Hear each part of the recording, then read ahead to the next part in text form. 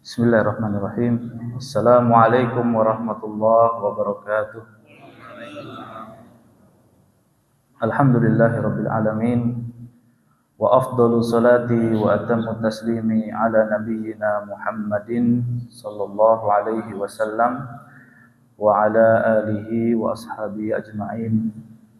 Allahumma anfa'na bima 'allamtana wa 'allimna ma yanfa'una wa zidna min karamika ilman ya rabbal alamin. Allahumma taqabbal minna siyamana wa salatana wa ruku'ana wa sujudana wa takhashu'ana wa tammim taqsirana ya arhamar rahimin. Jamaah salat subuh yang dirahmati oleh Allah Subhanahu wa taala. Pertama, marilah kita bersyukur kepada Allah Subhanahu wa taala yang mana pada pagi hari ini Allah berkenan memberikan kepada kita begitu banyak nikmat,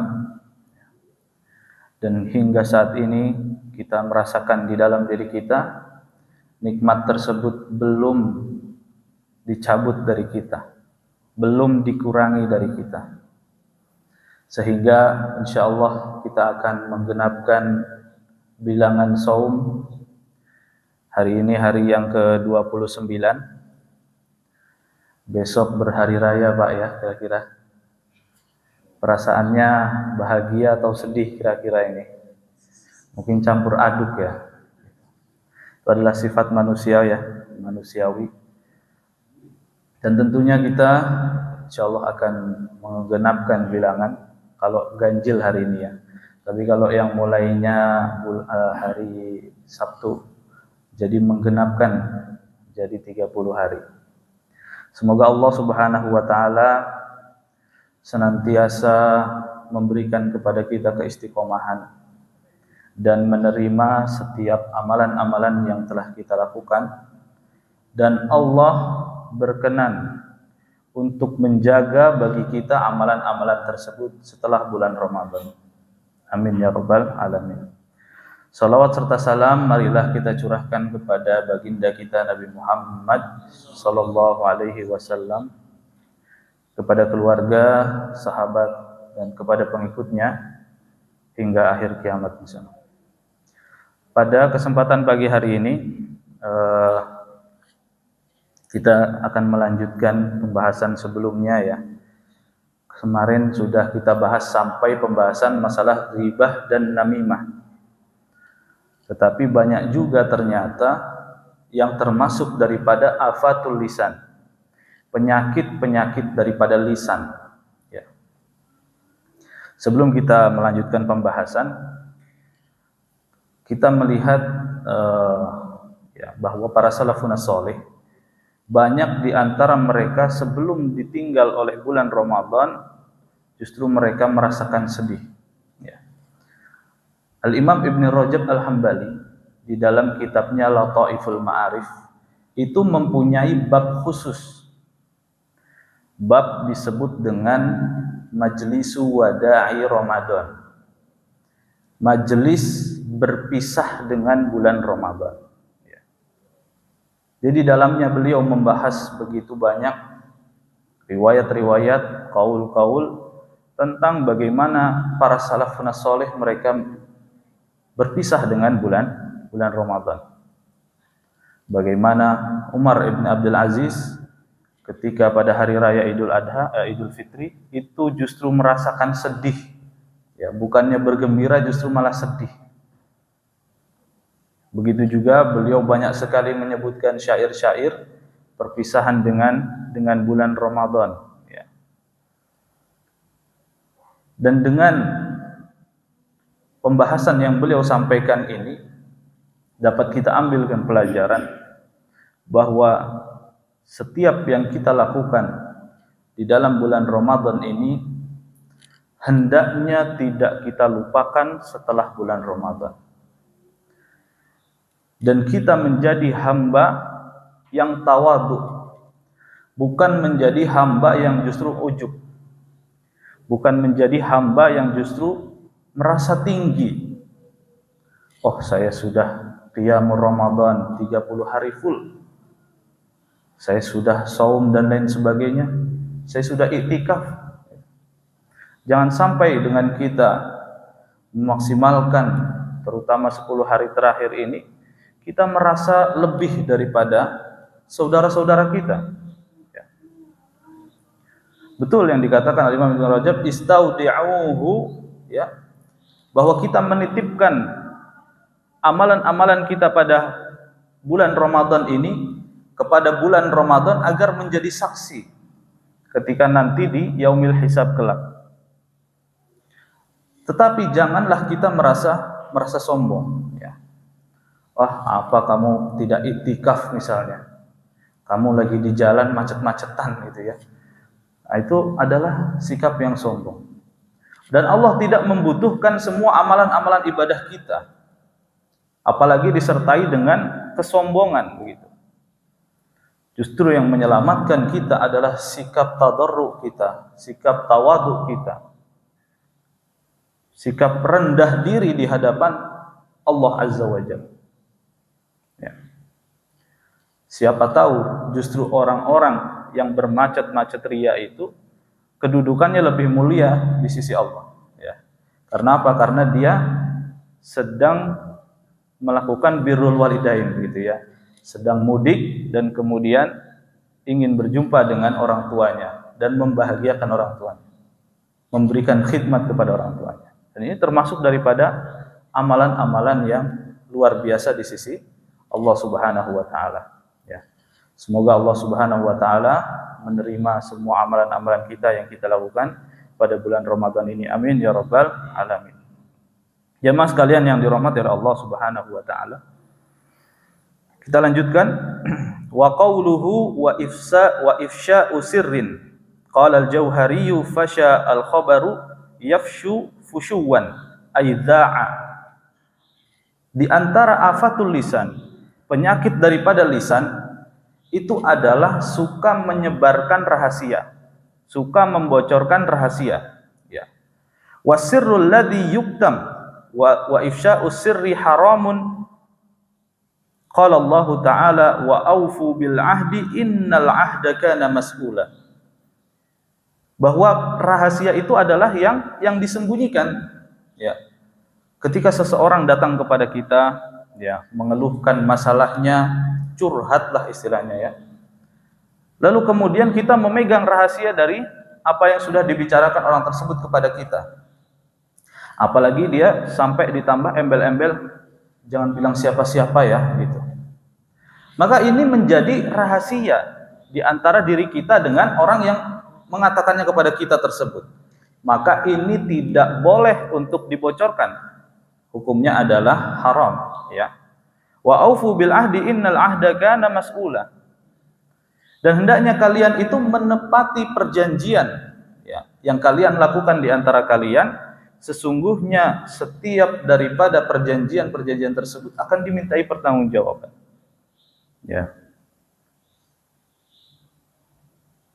Wa qala Rasulullah sallallahu alaihi wasallam, inna min asyarrin nasi manzilatan 'indallahi yaumal qiyamah ar-rajulu yufdi ilal mar'ah wa tufdi ilaihi thumma yangshiru sirraha. Di antara orang yang paling buruk kedudukannya di sisi Allah pada hari kiamat adalah ketika seorang wanita itu mengadu kepada seorang laki-laki, curhat kepada seorang laki-laki. Dia mensandarkan masalahnya kepada laki-laki tersebut, dan laki-laki tersebut juga bersandar kepada wanita tersebut, curhat juga gitu. Tetapi laki-laki ini, ya, ternyata lambenya turah gitu. Maka di sini Allah menyebutkan, ya, Rasulullah menyebutkan sebagai seburuk-buruk manusia pada hari kiamat. Ketika seseorang sudah menikah misalnya, ya, kita memegang semua rahasia daripada istri kita. Istri juga memegang rahasia dari suami, ya. Maka ini haram hukumnya untuk menyebutkan rahasia tersebut kepada orang lain. Gitu ya. Maka hukumnya adalah haram. Kedudukannya di sisi Allah nanti akan sangat hina, ya. Wa qala Abu Bakr li Umar hina arada alaihi Hafsah falam yarji' ilaihi syai'an. Ketika Umar ibn Khattab itu datang kepada Abu Bakar As-Siddiq, datang kepada Abu Bakar menawarkan untuk menikahkan putrinya, ya, yang bernama siapa? Hafsah. Thumma khatabaha an-nabiy sallallahu alaihi wasallam faqala Abu Bakar lahu la'allaka wajadta alayya hina aradta alayya Hafsah falam arji ilaika syai'an qala na'am. Maka Abu Bakar mengatakan kepada Umar, ya, bukankah engkau mendapati aku ketika engkau menawarkan Hafsah itu, aku tidak merespon, ya. Aku ditawarin untuk nikah lagi, aku nggak gagas gitu loh istilahnya. Jadi Abu Bakar tuh diam aja gitu kalau ditanyain itu. Maka, oh ya betul, kemarin kamu nggak bilang apa-apa gitu.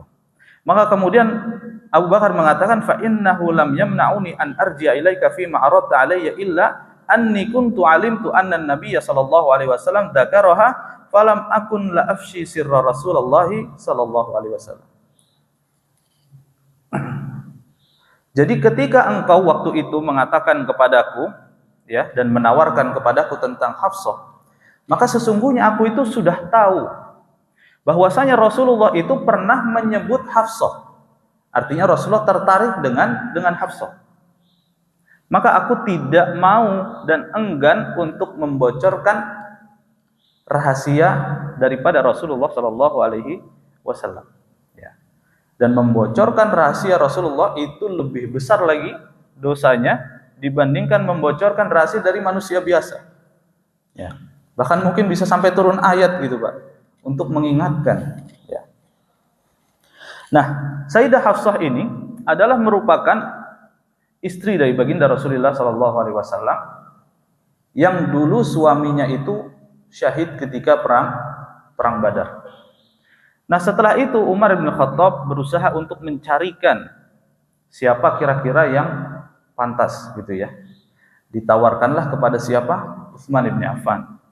Saat itu Utsman bin Affan sedang menduda Sayyidah Ruqayyah wafat pada tahun 2 Hijriah karena sakit, ya. Karenanya Utsman bin Affan radhiyallahu an itu tidak ikut perang Badar. Karena apa? Karena diperintahkan Rasulullah untuk menjaga Ruqayyah. Ya. Tetapi Allah berkehendak kemudian Ruqayyah wafat dan kemudian ditawarkanlah oleh Umar bin Khattab kepada Utsman, ya, maukah kamu menikah dengan Hafsah? Ternyata apa? Saya sedang tidak mau untuk menikah. Kecewa, ya, kecewa. Lalu kemudian dia pergi kepada Abu Bakar As-Siddiq. Ketika ditawari, ternyata tidak bergeming sesuai dengan yang disampaikan di dalam kitab ini. Lalu kemudian galau ini, ya, Umar bin Khattab. Akhirnya mengadulah kepada Rasulullah Shallallahu Alaihi Wasallam dan menceritakan, saya ditolak sama Utsman dan Abu Bakar. Wahai Rasulullah, bagaimana pendapatmu gitu? Maka Rasulullah tersenyum. Maukah kamu menikahkan putrimu dengan seseorang yang lebih baik daripada mereka berdua? Ya, aku akan menikahi Hafsah. Maka kemudian menikahlah Rasulullah dengan Hafsah. Jadi langsung girang, ya. Dan Umar bin Khattab merasa bahagia sekali putrinya menikah dengan Rasulullah Shallallahu Alaihi Wasallam. Dan di dalam kisahnya itu ada cerita tentang apa tadi? Menyimpan rahasia. Ya. Dan Sayyidah Hafsah ini adalah seorang wanita yang solihah dan memiliki kedudukan yang sangat tinggi di sisi Allah. Ya. Meskipun Sayyidah Hafsah juga adalah seorang manusia. Dan turun ayat berkenaan dengan Sayyidah Hafsah. Surat apa? Yaitu adalah surat At-Tahrim. Ya. Allah Subhanahu wa taala berfirman, "Ya ayyuhan nabiyyu lima tuharrimu ma ahallallahu lak tabtaghi mardata azwajik wallahu ghafurur rahim. Qad faradallahu lakum tahillata aymanikum wallahu maulakum wa huwal alimul hakim." Wa id asarra an-nabiyyu ila ba'di azwajihi haditha falamma nabba'at bih wa adharahu Allahu alaihi arrafa ba'dahu wa a'rada 'ammat falamma nabba'aha bihi qalat man anba'aka hadha qala nabba'ani al-alimul khabir Ya, lalu kemudian ayat keempat, in tatuba ilallahi faqad saghat qulubukuma wa in tadhaharu alaihi fa innallaha huwa maulahu wa jibril wa salihul mu'minin wal malaikatu ba'da dzalika zahir. Di dalam ayat ini bahwasanya Rasulullah sallallahu alaihi wasallam pada ayat pertama ditegur oleh Allah Subhanahu wa taala. Ya ayuhan nabi, wahai Rasulullah, wahai nabi, mengapa engkau mengharamkan apa yang telah Allah halalkan? Ya.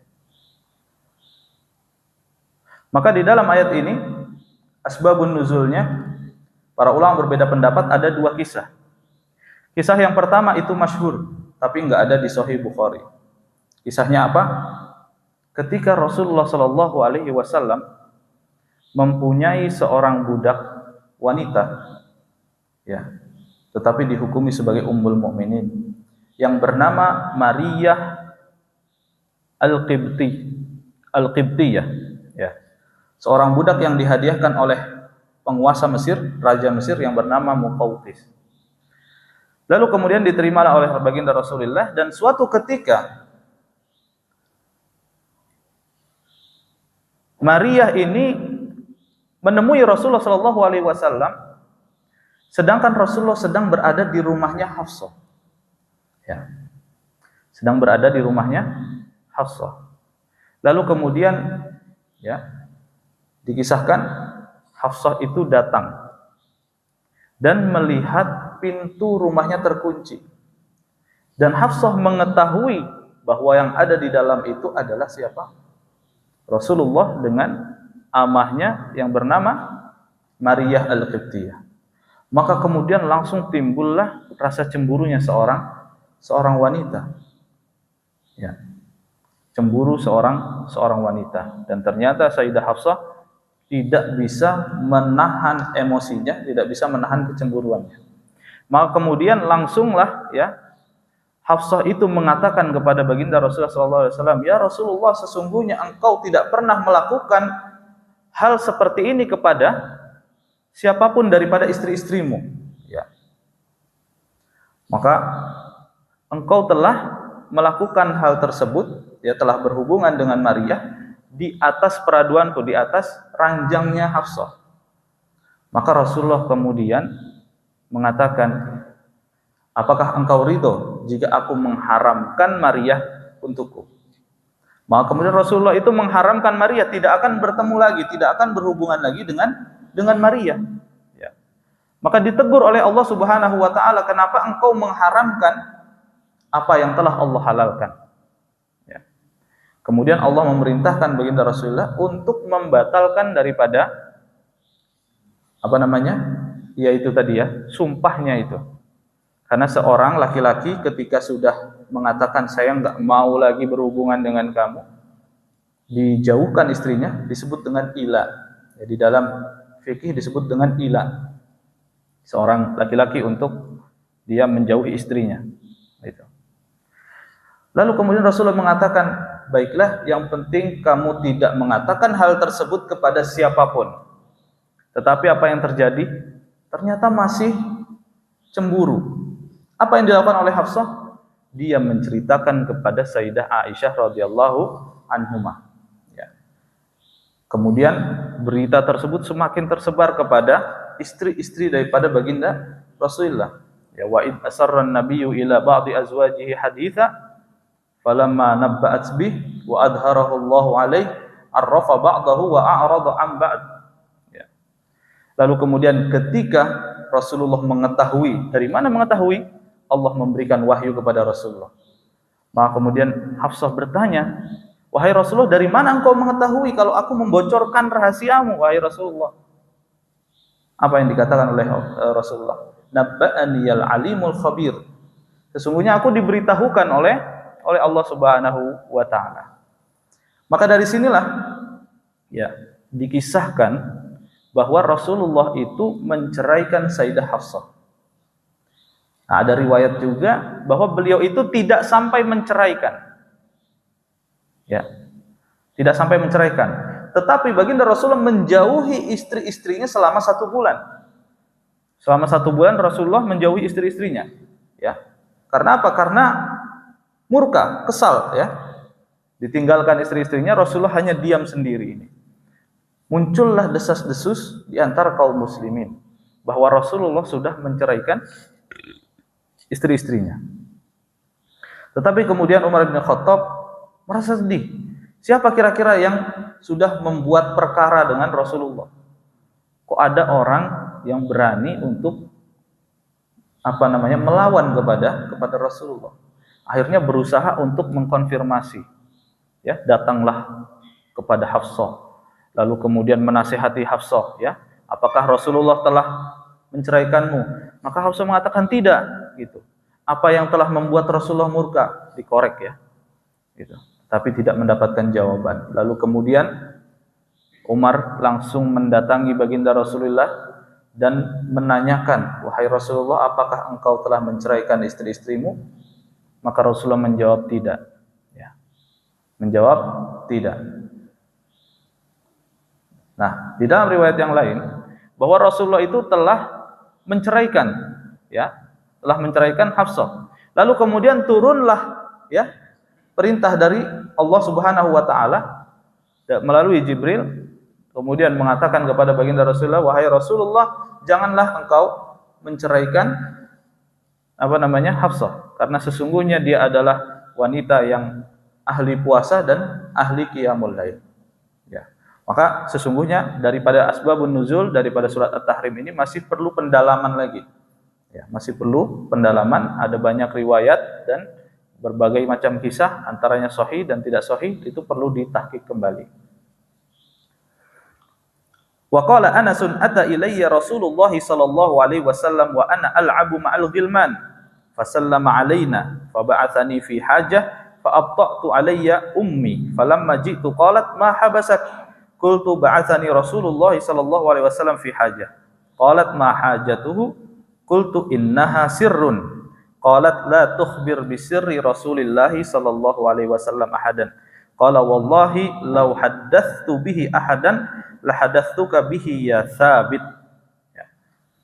Suatu ketika dari Anas bin Malik, ya, Rasulullah sallallahu alaihi wasallam pernah mendatangi Anas bin Malik, dan Anas bin Malik saat itu masih kecil usianya, ya, masih bermain-main dengan teman-temannya. Lalu kemudian Rasulullah SAW memerintahkan kepada Anas bin Malik di dalam sebuah urusan, ya, "Wahai Anas, pergilah untuk suatu urusan." Maka kemudian Anas bin Malik pulang kepada umminya dan telat. Dan ditanyakanlah, "Kenapa kamu telat?" "Sesungguhnya Rasulullah telah mengutusku di dalam sebuah urusan." "Urusan apa?" "Sesungguhnya itu adalah rahasianya Rasulullah SAW."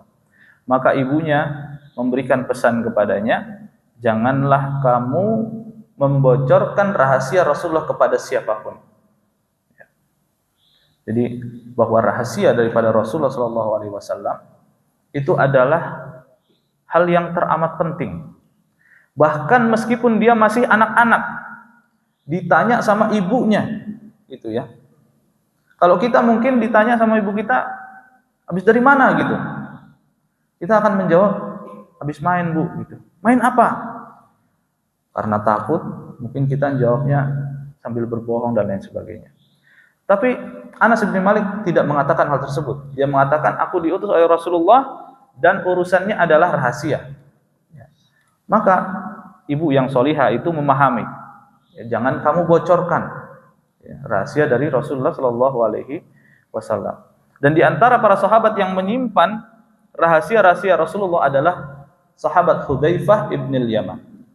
Ya. Ketika para sahabat itu bingung, siapa sebetulnya kaum munafik itu? Orang-orangnya siapa aja gitu loh. Mereka itu bertanya-tanya, terus bertanya-tanya. Tetapi mereka nggak berani nanya kepada Rasulullah. Nah, tetapi yang menyimpan rahasia siapa orang-orang munafik tersebut, nah itu adalah Hudzaifah ibn al-Yaman. Dia punya list, ini orang munafik, fulan orang munafik, ya. Jadi dia yang punya list. Tetapi list itu tidak pernah diungkap, ya. Tidak pernah diungkap. Karena apa? Karena rahasia daripada baginda Rasulullah sallallahu alaihi wasallam. Wa qala al-Abbas bin Abdul Muttalib li ibnihi Abdullah, ya bunayya inni ara amiral mu'minina yudnika, yakni Umar.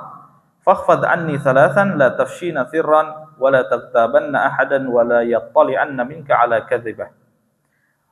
Sebuah pesan ya yang disampaikan oleh Al-Abbas ibni Abdul Muttalib li ibnihi Abdullah. Ya.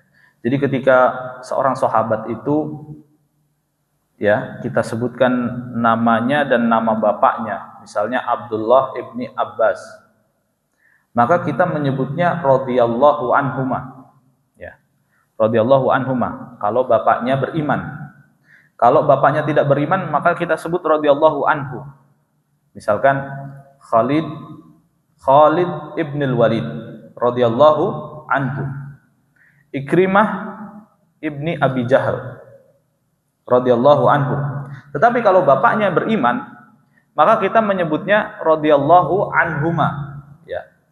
Abdullah ibn Abbas radhiyallahu anhuma. Hafsah binti Abi Bakar Hafsah binti Umar radhiyallahu anhuma dan seterusnya. Ya, jadi ketika kita mendengar disebut anhuma berarti bapaknya muslim, ya. Bapaknya muslim. Ikhfad anni thalathan, ya.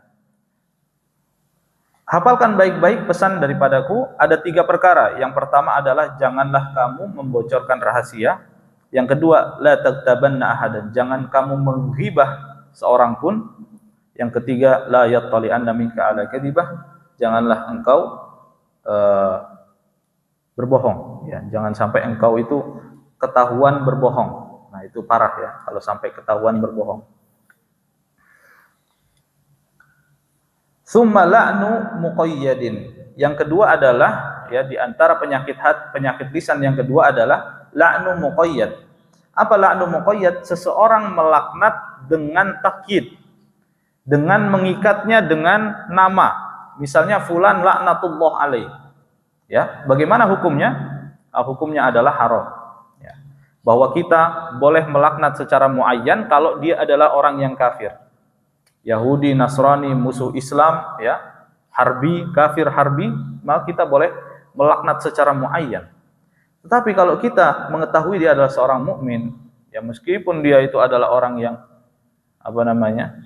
berbuat dosa besar, tidak sholat, ya, dan lain sebagainya, maka kita tidak melaknatnya secara muayyan. Ya. Wa yahrumul la'nul muayyan, qala Ibnu al-Athir, wa aslul la'ni at-tard wal ib'ad min Allah wa minal khalqi as-sabbu wad du'a. Ya. Ketika Allah Subhanahu wa taala menyebutkan fala'natullahi 'alal zalimin, ya. Atau semisalnya, maka Allah dimaksudkan di sini adalah menjauhkan ya orang tersebut dari rahmatnya Allah.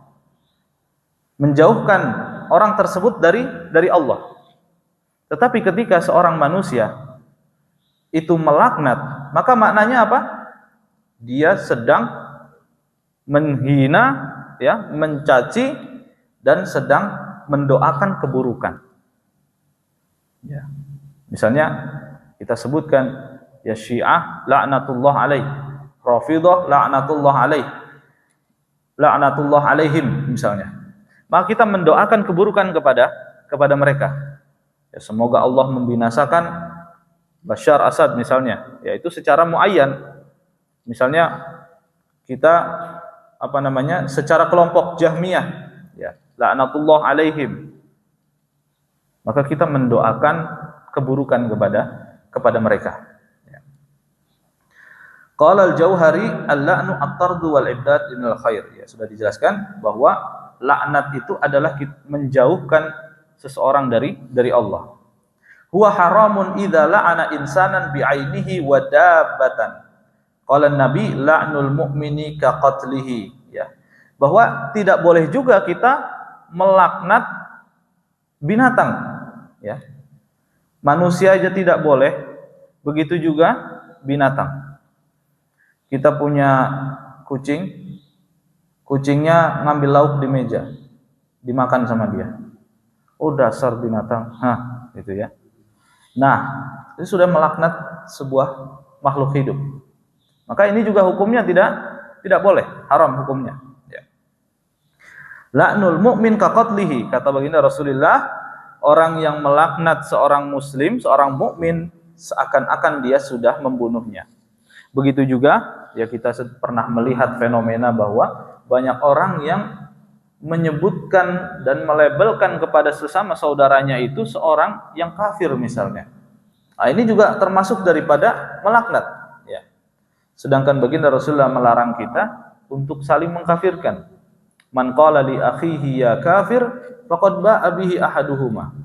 Barang siapa yang mengatakan kepada saudaranya wahai kafir, maka sesungguhnya telah jatuh kepada salah seorang di antara keduanya. Entah itu yang disebut kafir atau orang yang menyebutnya. Kalau benar ya sudah begitu. Kalau salah maka kembali kepada diri kita sendiri. Naudzubillahi min dzalik. Ya. Rasulullah SAW bersabda, Innal abda idza la'ana syai'an sa'adatil la'natu ila sama, fatughlaqu abwabus sama'i dunaha, thumma tahbitu ilal ardi fatughlaqu abwabuha dunaha. Thumma ta'khudhu yaminan wa shimalan fa idza lam tajid musaghan raja'at ila alladhi lu'in fa idza kanat ahlan lidzalika wa illa raja'at ala qailiha. Seseorang ketika dia melaknat orang lain ya, mendoakan keburukan ya, semoga fulan masuk neraka misalnya, semoga fulan diazab oleh Allah, maka doa yang dia ucapkan itu akan naik ke langit. Ya, akan naik ke langit. Maka kemudian pintu langit itu tertutup. Kata Rasulullah, pintu langit itu tertutup. Lalu kemudian doa itu kembali lagi turun ke bumi, dan bumi pun kemudian pintunya tertutup. Ya.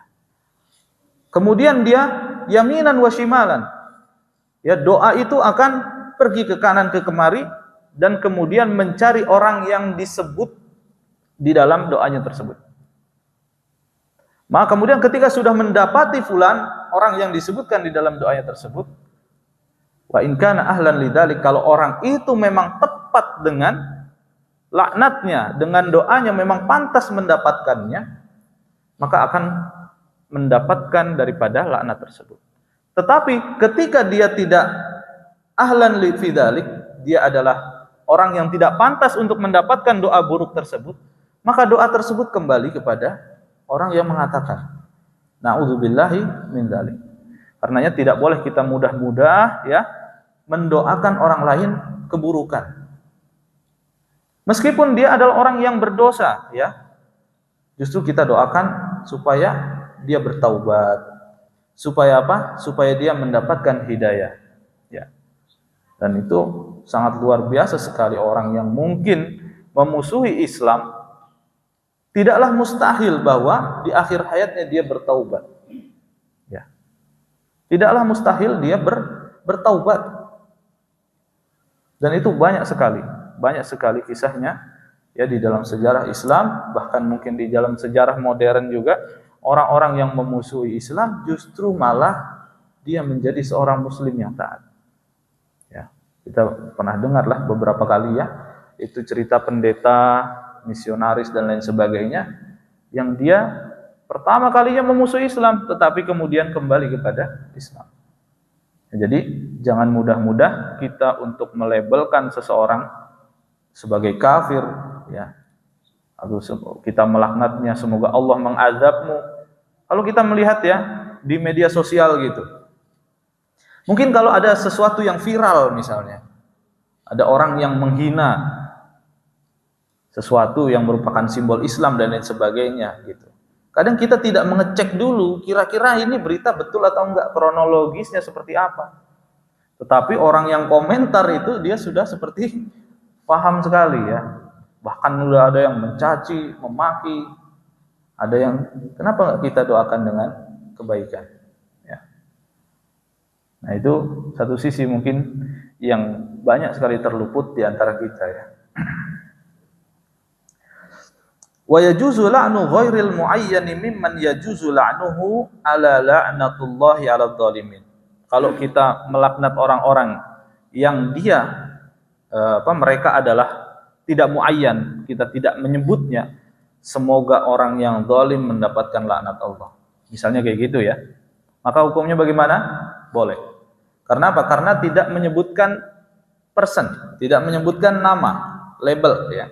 Tidak menyebutkan. Tetapi dia luas. Siapa aja yang zalim akan mendapatkan laknat dari Allah. Maka itu ya ada juga di dalam Al-Qur'an. Kita tinggal melanjutkan saja. Itu hukumnya boleh. Wa qala la'anallahu al-yahuda wan nasara. Baginda Rasulullah menyebutkan bahwa orang Yahudi itu dilaknat oleh Allah dan orang-orang Nasrani dilaknat oleh Allah. Nah, kita juga boleh menyebutkan ya bahwa orang-orang Yahudi dan Nasrani itu dilaknat oleh Allah. Ya.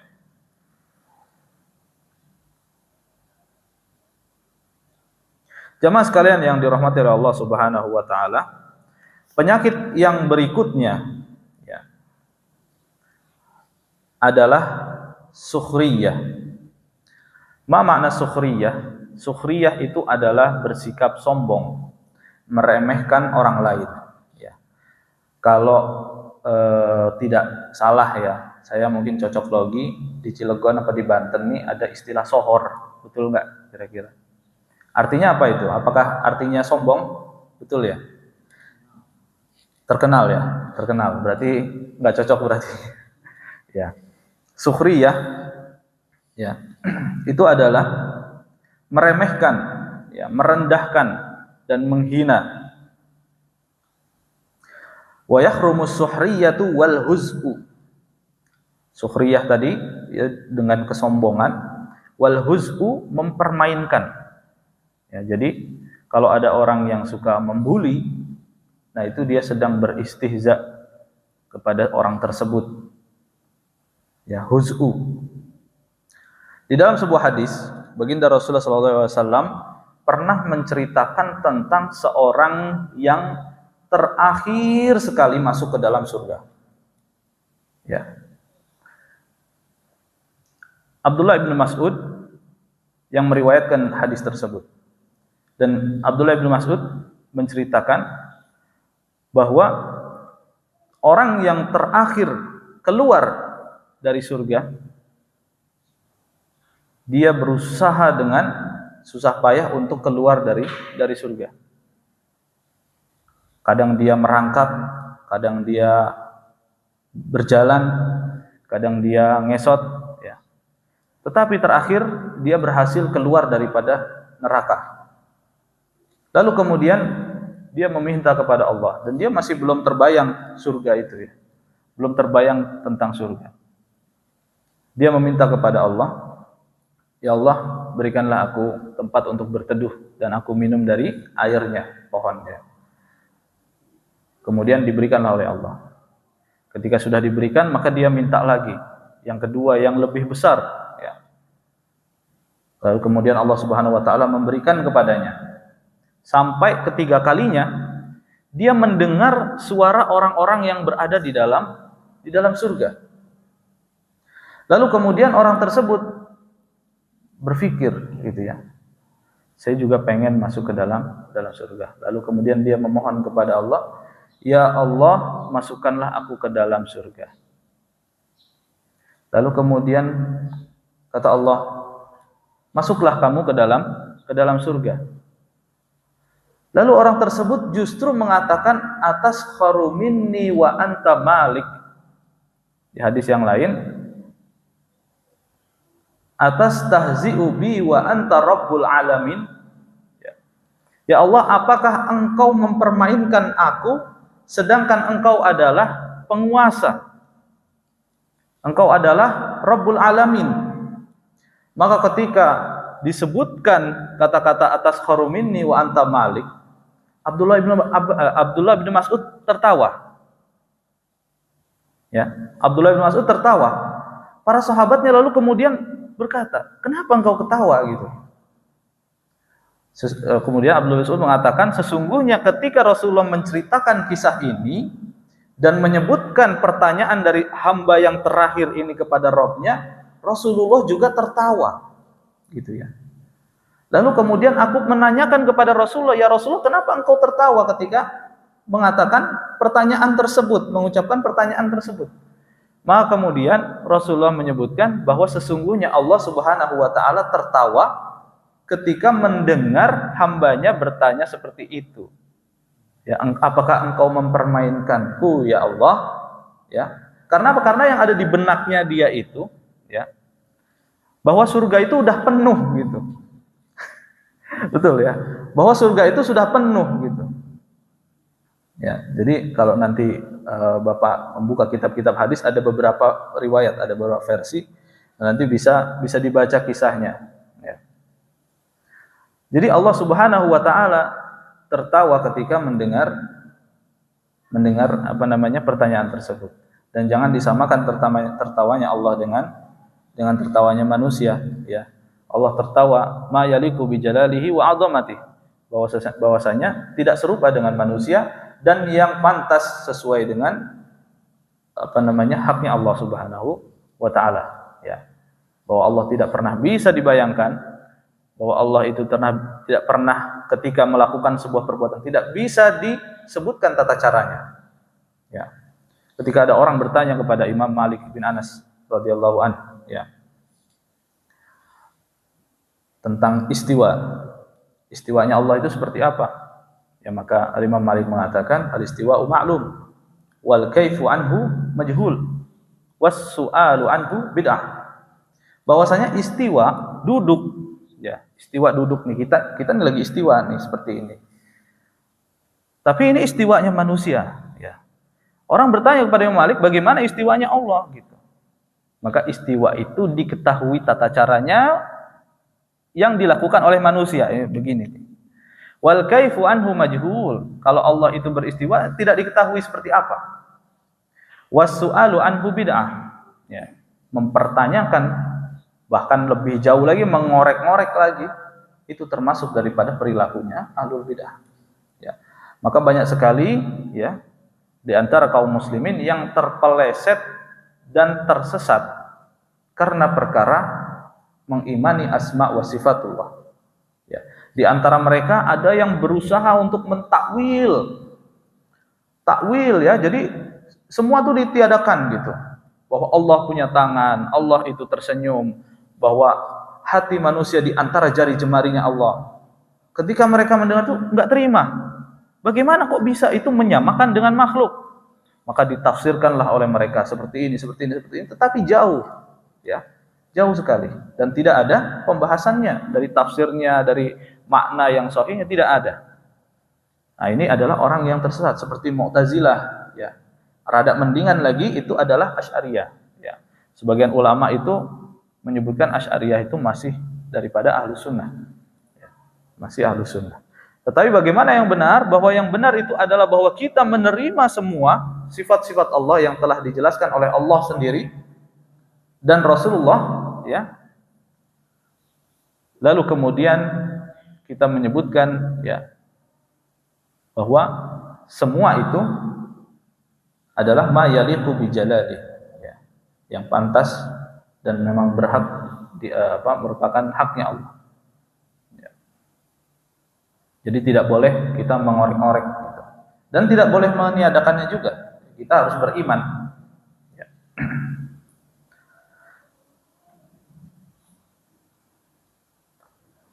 Wa qala Allah Ta'ala di dalam surat Al-Hujurat ayat 11, ya ayyuhalladzina amanu la yaskhar qaumun min qaumin asa ayyakunu khairam minhum wala nisa'um min nisa' asa ayyakunna khairam minhum. Allah berfirman, wahai orang-orang yang beriman, janganlah kalian merendahkan sebagian kaum, ya, dari sebagian yang lain. Siapa tahu bahwa yang kalian rendahkan itu lebih baik daripada kalian. Dan para wanita tidaklah merendahkan dari para wanita yang lain. Siapa tahu bahwa yang direndahkan itu mereka, para wanita, adalah lebih baik daripada mereka.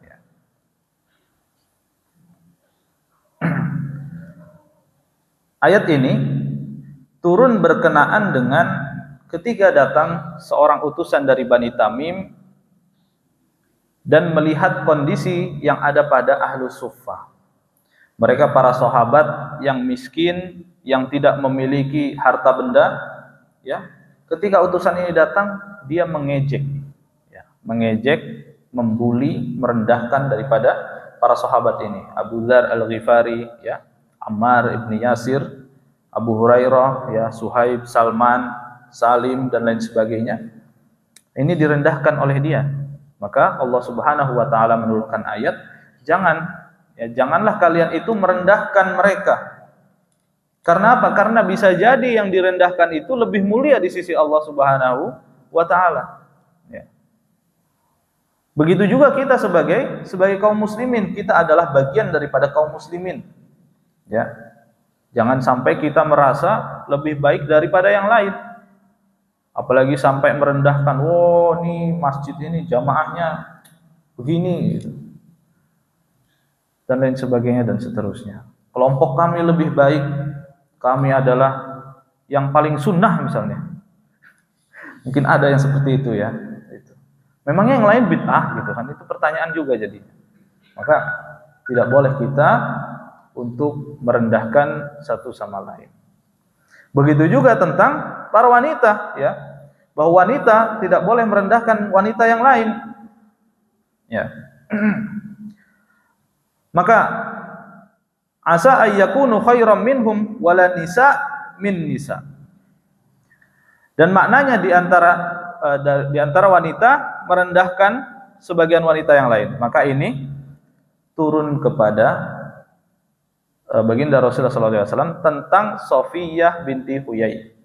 Safiyah binti Huyai adalah seorang istri daripada Rasulullah dan dia adalah keturunan daripada Bani Israel. Ya. Jadi Safiyah binti Huyai dinikahi oleh Rasulullah SAW dan ketika para sahabiyah, ya, melihat, lalu kemudian para ummul mukminin itu melihat Safiyah, mereka cemburu, ya.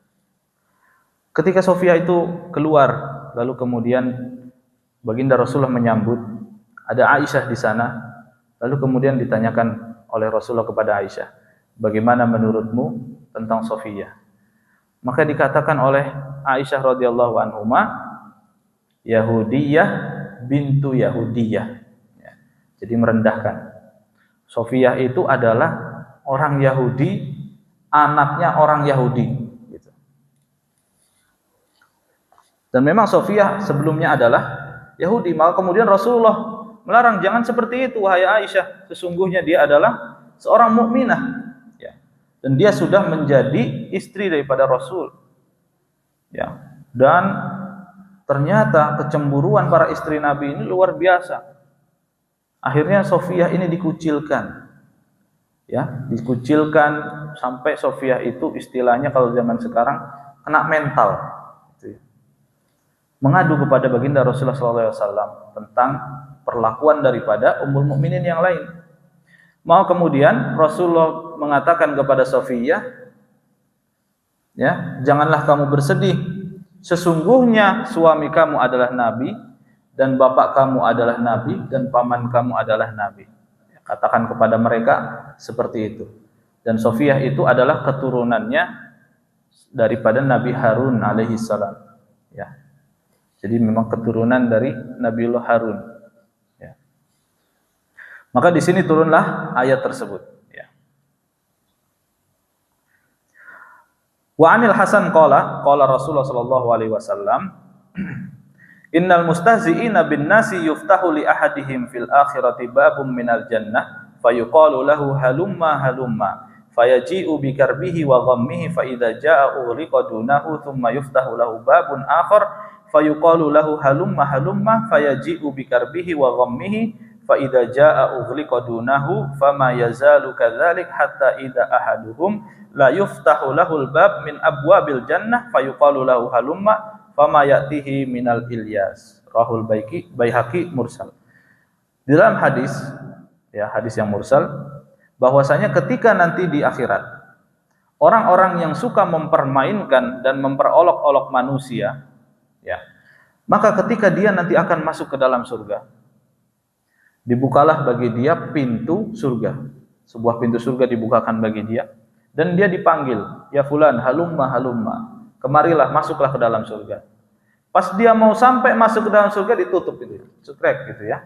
Akhirnya dia kebingungan, sedih ya. Kemudian dibukalah pintu surga yang lain, dipanggillah dia pergi ke sana. Mau sampai ditutup lagi, ya. Tambah sedih lagi. Dan begitu seterusnya, ya. Sampai dia akhirnya masuk ke dalam surga itu di dalam kondisi apa? Kondisi putus asa, ya.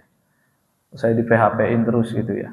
Nah, itulah balasan bagi orang-orang yang suka mempermainkan manusia, ya. Nauzubillahi min dzalik. In kana al-mustahzi'u yara lahu fadlan 'ala man yastahzi'u bih aw yaskharu min fa huwa haramun. Seseorang yang memperolok-olok, ya. Yang memperolok-olok ini terkadang tidak jatuh kepada haram, ya. Ketika dia bertaubat, ya.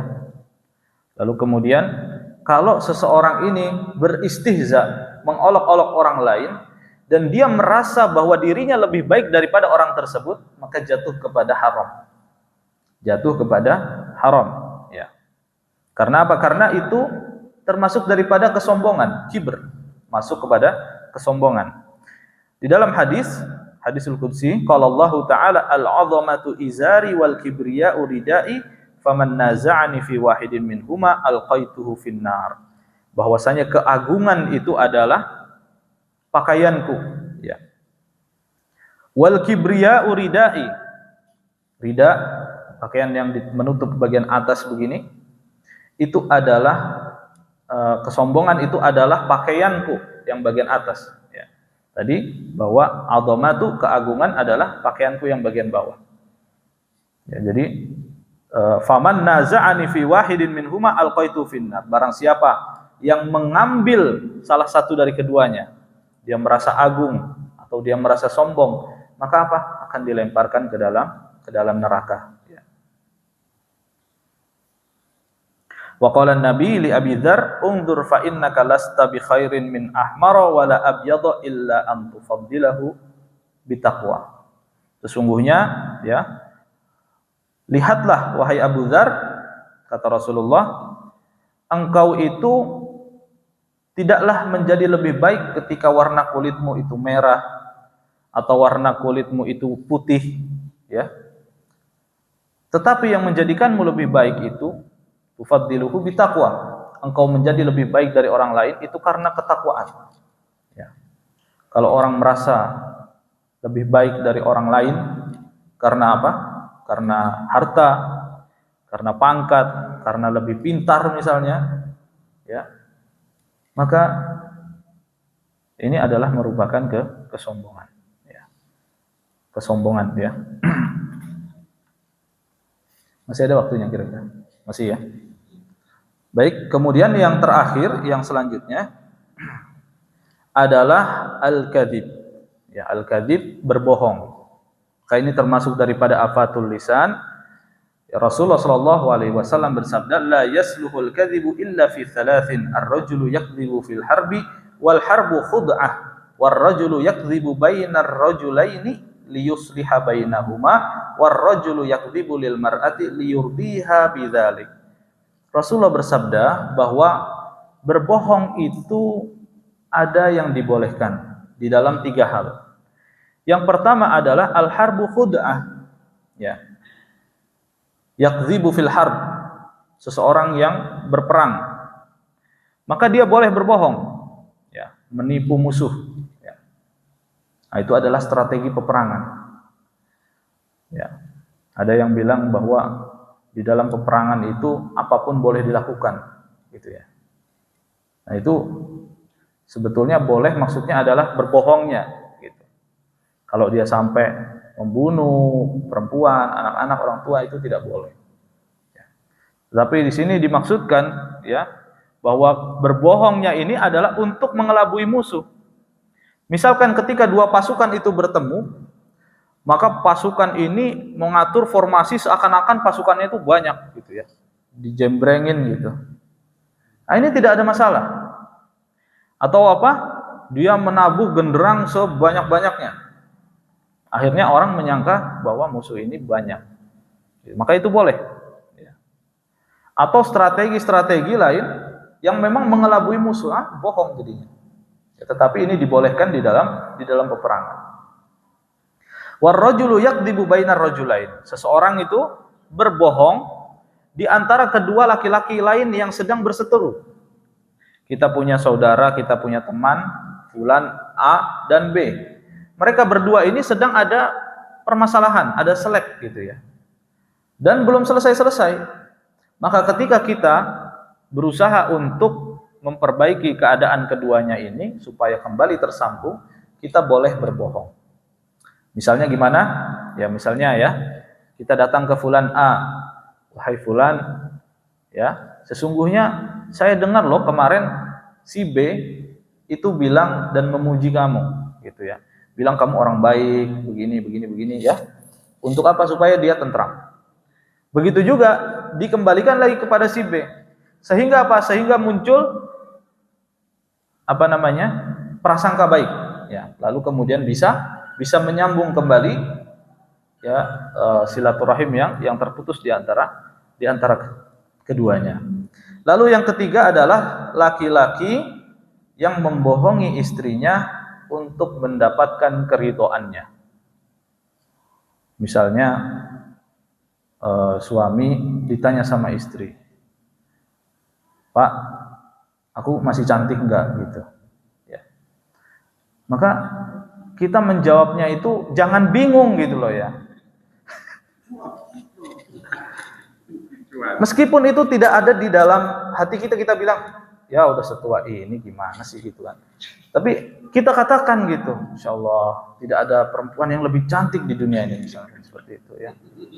Jadi meskipun kita berbohong, tetapi untuk membuat dia ridho, untuk melanggengkan pernikahan.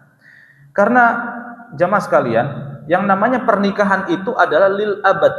Ya, pernikahan itu untuk selanjutnya, seterusnya, untuk sampai meninggal dunia. Gak ada istilahnya pernikahan itu sebulan gitu, udah selesai, kelar. Atau 1 tahun, gak ada. Kalau ada yang seperti itu dicek gitu.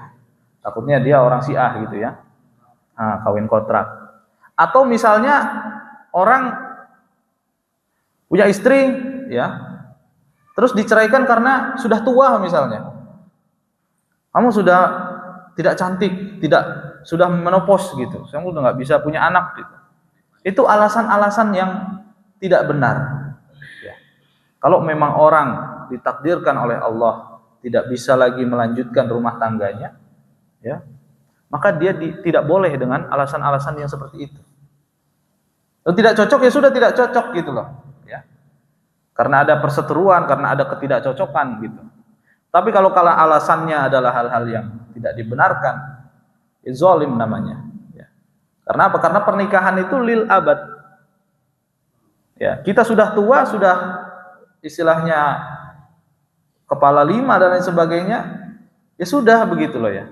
Itu sudah jalan yang ditakdirkan Allah, bahwa pernikahan itu adalah lil abad, untuk selamanya. Gitu.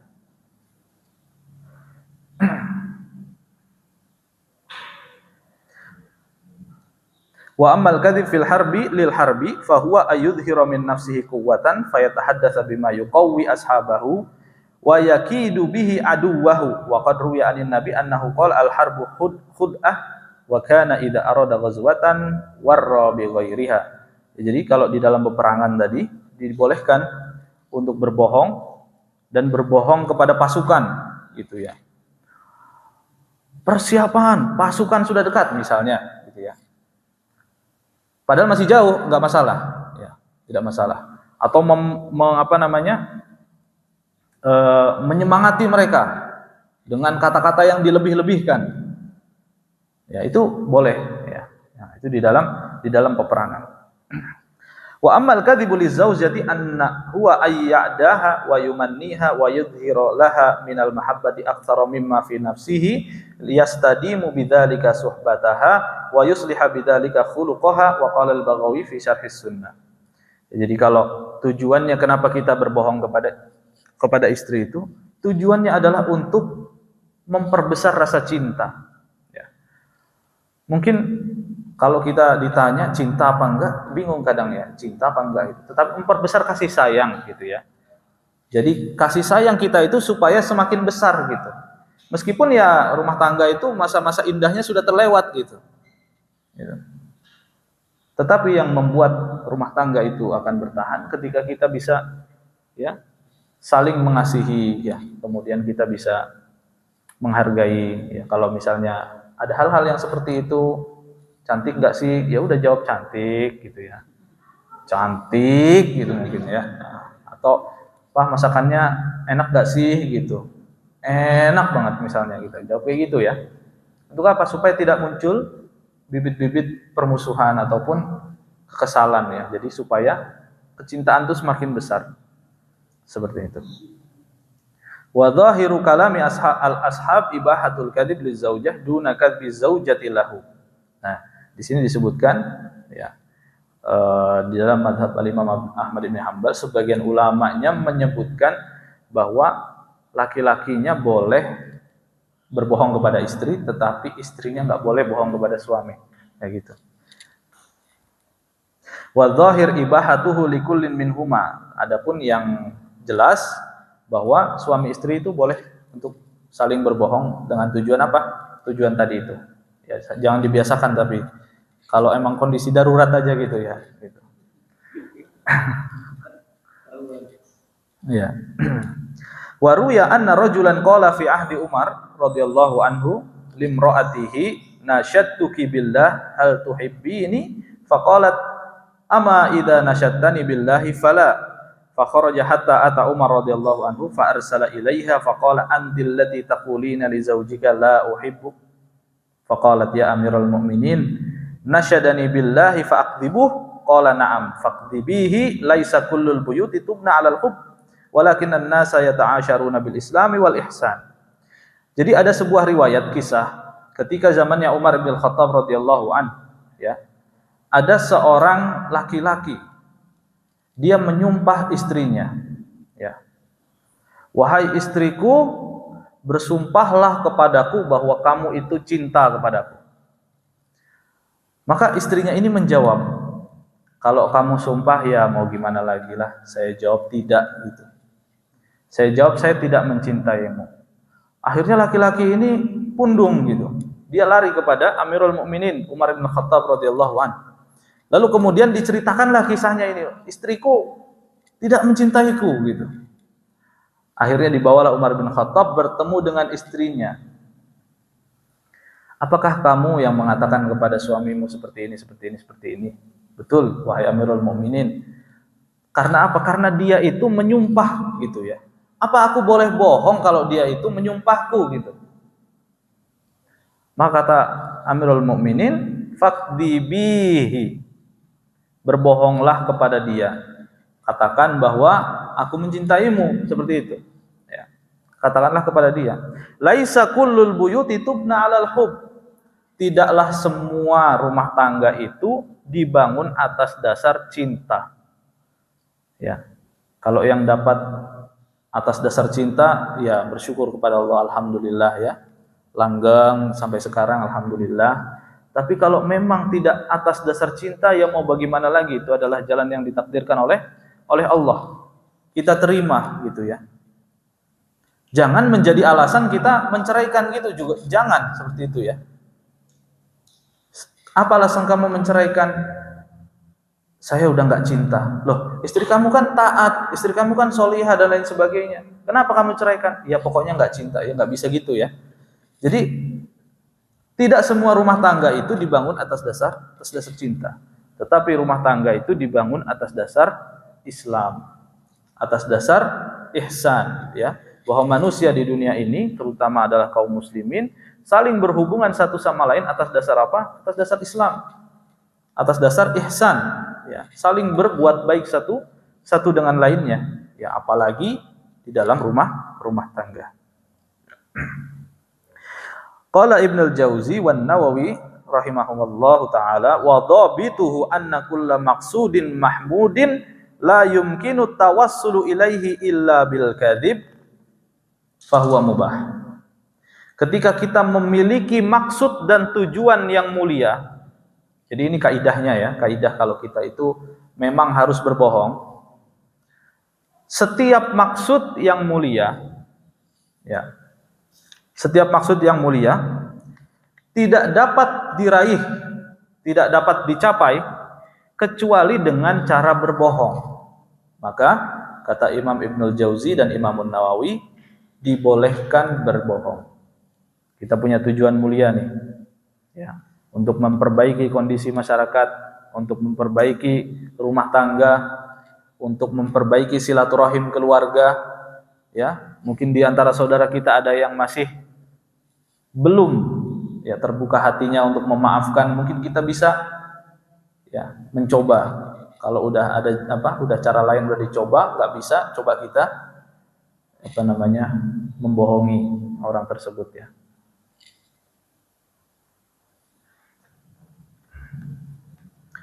Wa kadza law ihtaja ila al-halfi fi inja'il ma'sum, ya. Ketika ada seseorang yang memang dia itu akan dizolimi oleh orang lain, ya. Lalu kemudian orang yang zolim itu datang kepada kita, kamu tahu nggak fulan ada di mana? Kita tahu nih orang ini nih pembunuh misalnya. Kalau nggak pencuri, tahu nggak rumah fulan di mana? Saya kayaknya dia orangnya banyak duit misalnya. Kita tahu dia akan berbuat kezoliman. Maka apa yang kita lakukan? Kita bohongi dia. Saya nggak tahu orang itu. Ya. Saya nggak tahu rumahnya di mana. Maka apa? Hukumnya sudah bukan mubah lagi. Hukumnya adalah wajib. Ya. Wajib untuk apa? Untuk menjauhkan kezoliman yang akan terjadi. Jadi kezoliman itu bisa dihindarkan, gitu ya. Sebagaimana yang dilakukan oleh Suwaid ibni Hamdalah, seorang sahabat Rasulullah SAW. Kharajna nuridun Nabi SAW ma'ana Wa'il ibni Hajar. Fa'akhadahu aduwwun lahu fatakharrajal qawmu ayyahlifu. Fahalaftu annahu akhi fadzakartu dzalika lin Nabi faqala sadaqta al-muslimu akhul muslim. Jadi Suwaid ibni Hamdalah suatu ketika pernah keluar, ya, bersama dengan Wa'il ibni Hajar. Wa'il ibni Hajar bersama dengan sahabat yang bernama Suwaid ini. Lalu kemudian Wa'il ini diambil oleh musuh, ya, ditawan oleh musuh.